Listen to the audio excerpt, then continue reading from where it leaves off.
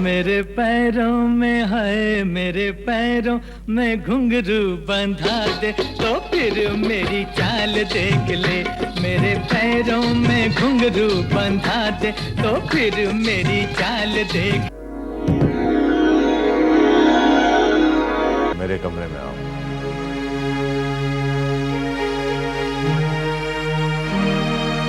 हम तुम्हारे हैं, तुम्हारे सनम, जाने मन मोहब्बत की हर कसम की कसम, ना जुदा होंगे हम।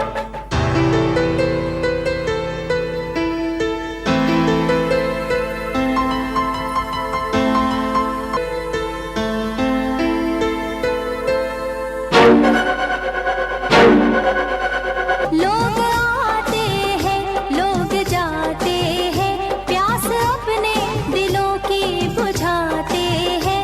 रात दिन हुस्न की रंग रलियां हैं, रात दिन हुस्न की रंग रलियां हैं, ये तो बदनाम लोगों की गलियां। लड़की कौन है? जी मैं। घुमा फिरा के बातें करने से बेहतर है सीधी तरह से बात करो। देखिए ये आज। चुप रहो। सवाल मैंने तुमसे नहीं किया है, अभय से किया है। अभय, मेरे सवाल का जवाब दो। बाबूजी, हम दोनों एक दूसरे से प्यार करते हैं और शादी करना चाहते हैं। लेकिन मैंने तुम्हारी शादी तेज सिंह की बेटी के साथ तय कर रखी है। बाबूजी, मैं लिजा के बिना एक पल भी नहीं जी सकता और मैंने उसे शादी का वचन दिया। और मैंने जो तेज सिंह को वचन दिया है वो लीजा से तुम्हारा ब्याह हमारे खानदान की मर्यादा का उल्लंघन है। इसका कुल गोत्र वंश कुछ पता है तुम्हें? लेकिन बाबूजी, इन चीजों को अब कौन ढोकर चलता है? वाह बेटे वाह, विलायत में जाकर 2 अक्षर क्या पढ़ लिया। अपनी संस्कृति, अपनी सभ्यता और अपने पूर्वजों का संस्कार सब कुछ गंवा बैठे पश्चिमी सभ्यता की चकाचौंध में। लानत है, लानत है ऐसे बेटे पर। सुनिए, आप शांत हो जाइए ना, मैं इसे समझा दूंगी। तुम चुप रहो। तुम्हें समझाने की कोई जरूरत नहीं है। ये विलायती लड़की से शादी करना चाहता है। मेरे वचन की इसके नजरों में कोई अहमियत नहीं है। फैसला होगा और इसी वक्त होगा। हाँ तो अभय, तुम्हारा क्या फैसला है? बाबूजी, मैंने लिजा से प्यार किया है और शादी भी उसी से करूंगा। निकल जा हमारी हवेली से। हम सब मर चुके हैं तुम्हारे लिए।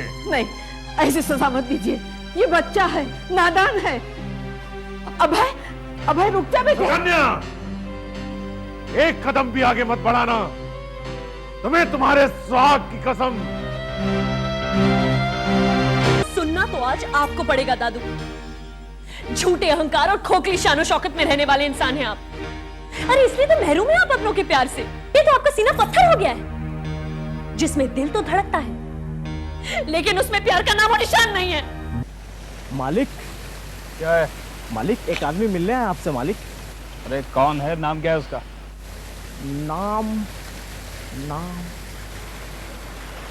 मालिक, नाम तो भूल गया मालिक।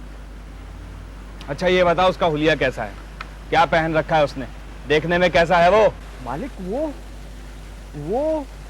वो मालिक। अबे मालिक के बच्चे मालिक मालिक करता रहेगा या आगे कुछ बकेगा? वो तो बताता हूँ मालिक। वो आदमी हट्ठा कट्ठा पहलवान जैसा, लाल लाल आंखें।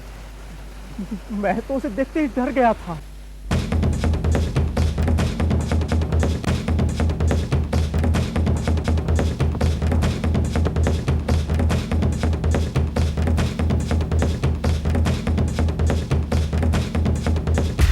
Taxi, airport.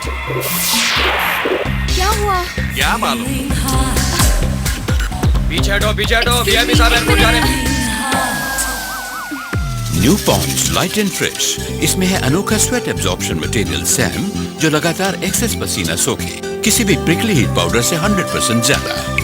तन रहे ड्राई, दिमाग रहे ठंडा।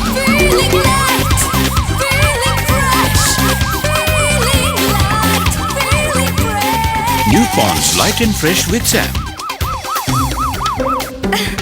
थैंक्स। बाय पसीना, हाय हसीना।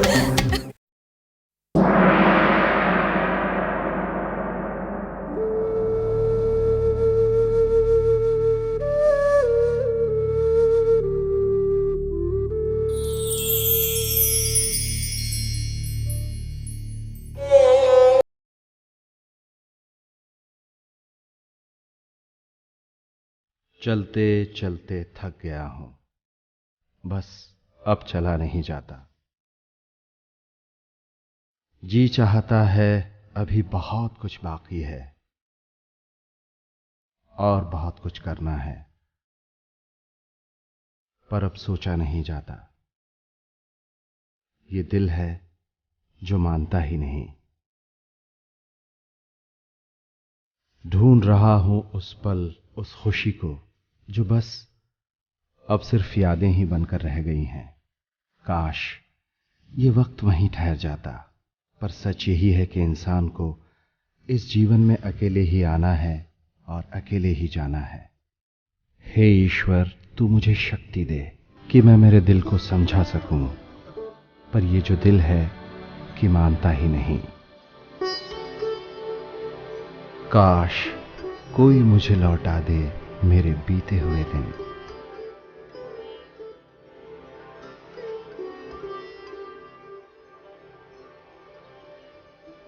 ये कहानी है मेरी धर्मपत्नी प्रेम रानी के साथ बिताए हुए 40 वर्षों की।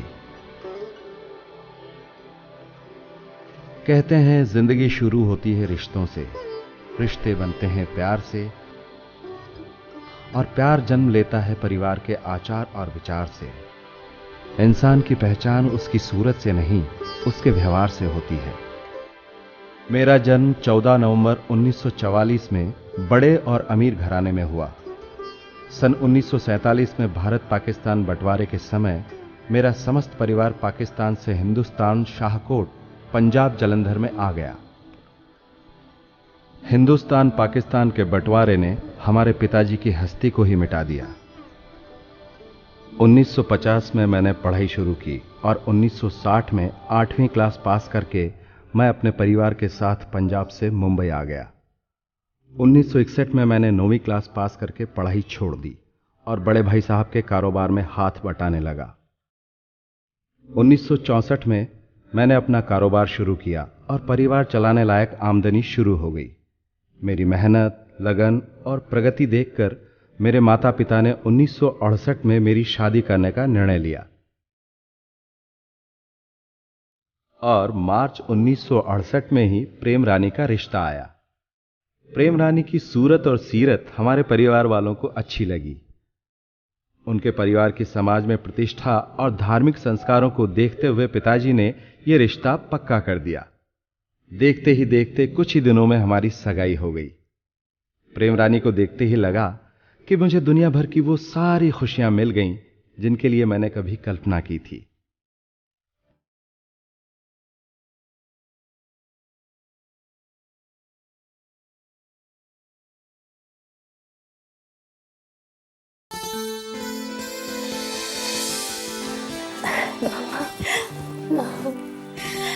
अरे मेरे बच्चों, कहाँ चले गए थे तुम लोग? हाँ, तुम लोग ठीक तो हो ना? हाँ मम्मा, हम लोग एकदम ठीक हैं, कुछ नहीं हुआ है।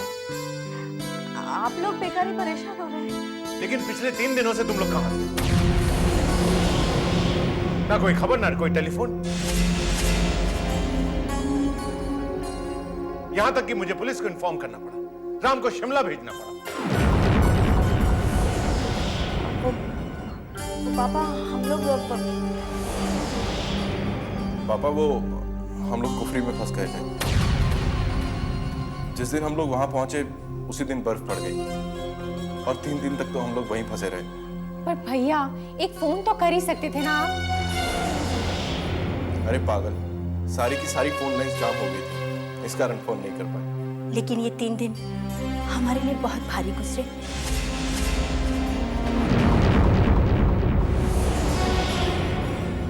पता नहीं कितने बुरे बुरे ख्याल आते थे मन में। तुम लोगों की सलामती के लिए दिन रात में प्रार्थना करती थी।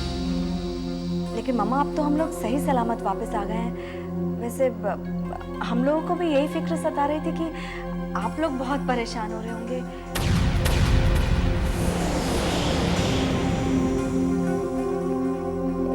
दिया कहाँ है? दिखाई नहीं दे रही। एक्चुअली भैया वो अपने पापा के पास गई है, उनके ऑफिस से कोई आया था उसे लेने। अच्छा। अरे तुम लोगों के आने की खुशी में मैं एक और खुशखबरी तो बताना ही भूल गई। क्या मम्मी? प्रिया बेटी, तुम्हारे लिए एक बहुत बड़ी खुशखबरी है। पीछे मुड़ के देखो।